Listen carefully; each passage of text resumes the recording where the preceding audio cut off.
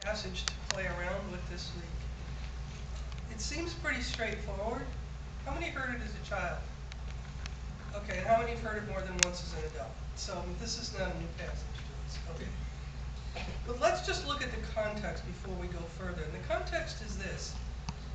All the tax collectors and sinners were coming near to listen to him. Wow. Now, as you remember, in this context, in this first century culture, tax collectors were kind of the lowest of the low. They were the people that cheated everybody, and we didn't like them very much. And we don't know who the sinners are, but apparently they were people that were not repentant for some reason. But we don't know more than what he meant by that. And then the second verse, and the Pharisees and scribes were grumbling. This fellow welcomes sinners and eats with them.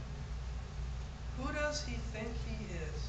Welcoming sinners and eating with them. And in this first century culture, eating with someone suggested an intimacy of deep friendship. It's not just like, hey, let's go grab a bite at Beef O'Brady's on the way out or something. Okay? So it's not Jesus that has this problem. It's the Pharisees and the scribes that take issue with his behavior.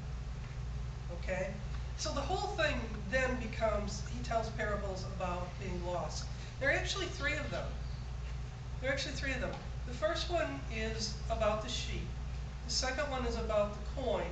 Does anybody know what the third one was that follows this? It's not in our reading today. But it's about the son who was lost. The prodigal son is the third one of these that comes along. And so it always brings up to me the notion of being lost. And I'm not sure who's had this experience and who hasn't.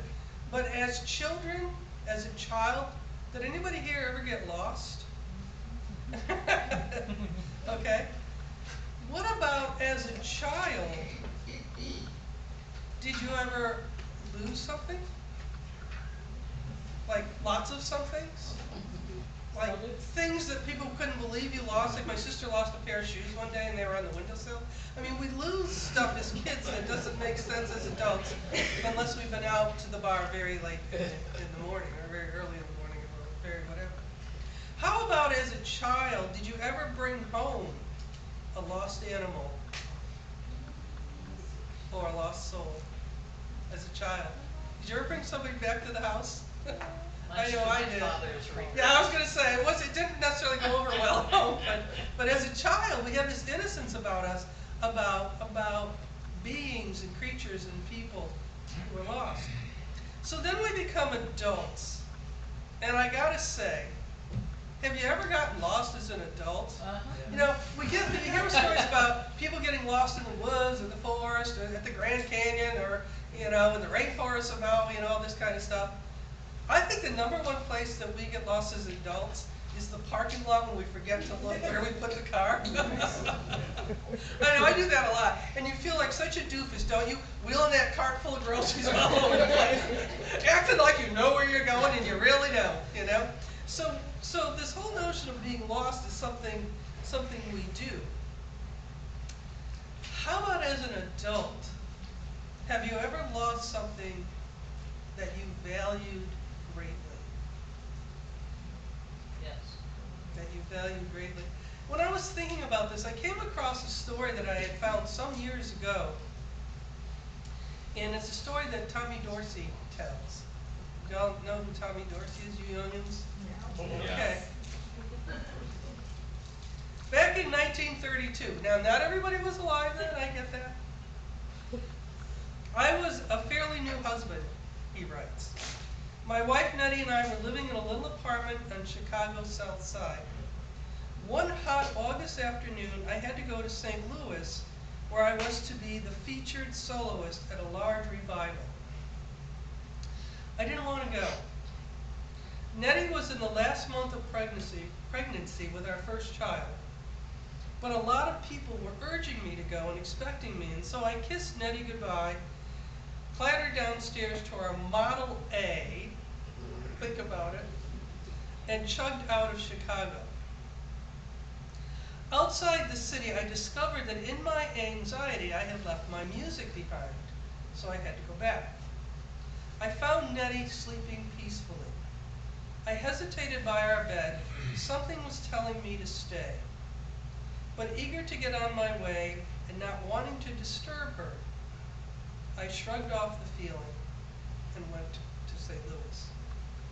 The next night in the steaming St. Louis heat. Anybody ever been to St. Louis in August? Oh yeah. Mississippi River Valley, it is steamy. The crowd called on me to sing again and again, and finally I sat down, and when I did, a messenger boy ran up to me with a Western Union telegram. Have you read about those? Anybody ever hold one? Anybody ever see one? Did you? You have one? You have one? Yeah? Okay.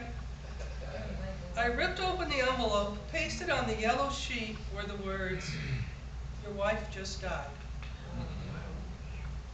People were happily singing and clapping around me, but I could hardly keep from crying out. I rushed to the phone and called home. All I could hear on the other end was, "Nettie is dead." When I got back, I learned that Nettie had given birth to a boy. I swung between grief and joy. That same night, our baby boy died. I buried Nettie and our little boy together in one casket, and then I fell apart. For days I closeted myself. I felt God had done me an injustice. I didn't want to serve God anymore or write any more gospel songs. I just wanted to go back to that jazz world I once knew so well. Then, as I hunched alone in the dark apartment, I thought back to the afternoon I had gone to St. Louis. Something kept telling me to stay with Nettie. Was that something God? From that moment on, I vowed to listen more closely to God. But still I was lost in grief. The following Saturday evening, one friend took me to a neighborhood music school. I sat down at the piano and my hands browsed over the keys. Something happened to me. I felt at peace, as though I could reach out and touch God. I found myself playing a melody that just seemed to fall into place. Precious Lord, take my hand. Lead me on, let me stand. I am tired, I am weak, I am worn. Through the storm, through the night, lead me on to the light. Take my hand, precious Lord, lead me.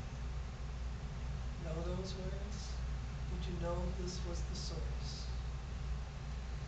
Lost and found seems to be the theme that recurs through this story, and perhaps through the gospel story as well. People who were lost, and yet who found Jesus, and yet other people wanted to get them lost again and away from Jesus.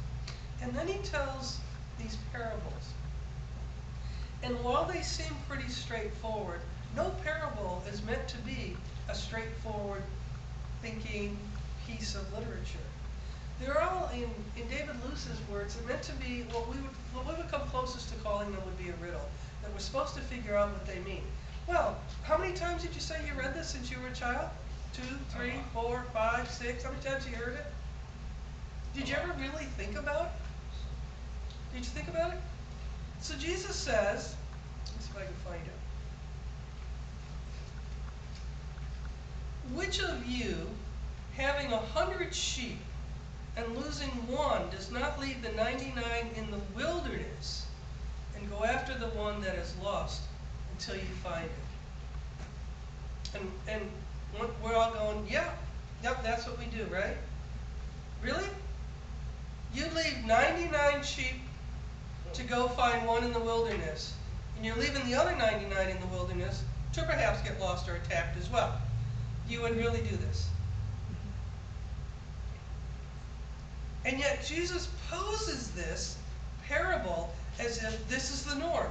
This is what we all would do. I don't know how many accountants we have in the crowd, but really, would an accountant do that?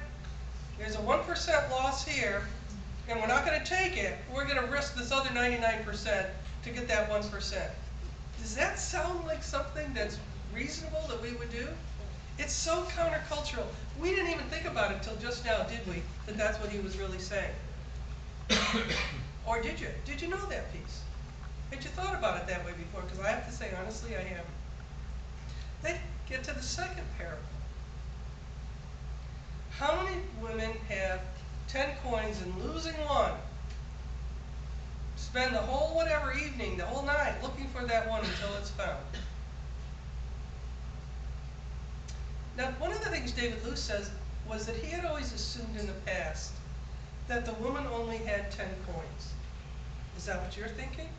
The woman only had 10 coins. And yet, she has a house. She's a householder. So he says, if you think about it, culturally, in the first century, you're not poor if you are a person who has a household. He said, so maybe she was rich. And she happened to have 10 coins that day and dropped one.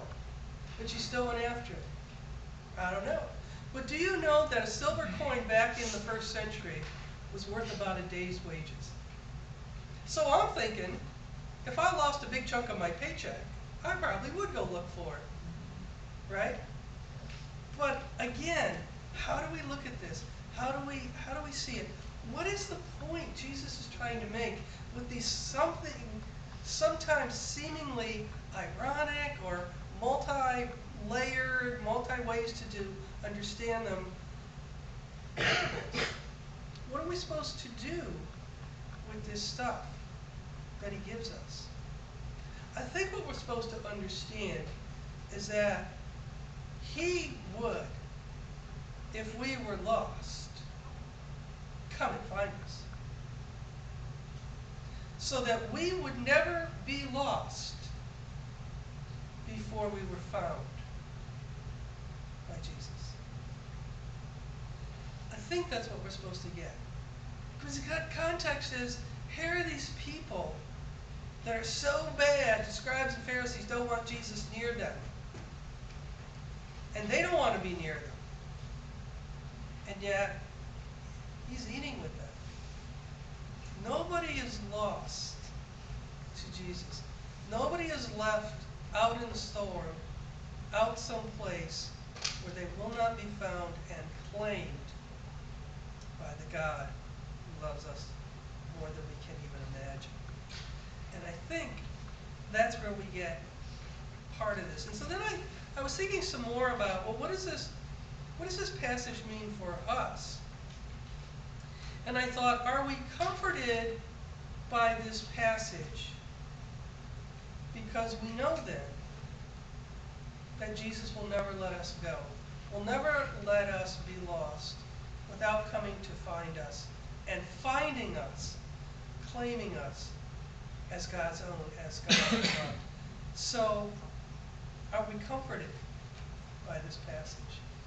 And I'm thinking, yeah, we are comforted by this passage. So then the next question for me becomes, well, are we comforting because of this passage? Do we get it's not just about us and Jesus making sure we're found, but it's about Jesus' example to make sure that we go and we look and we claim those that appeared to have been lost. I think that's a piece of it. You know, I was thinking about, I think it's in Matthew's Gospel where Jesus talks about the least, the last, and the lost. And I was thinking about that and I thought, you know, the least are those people that, first of all, begin this passage. But the least are those that Jesus claims when other people won't.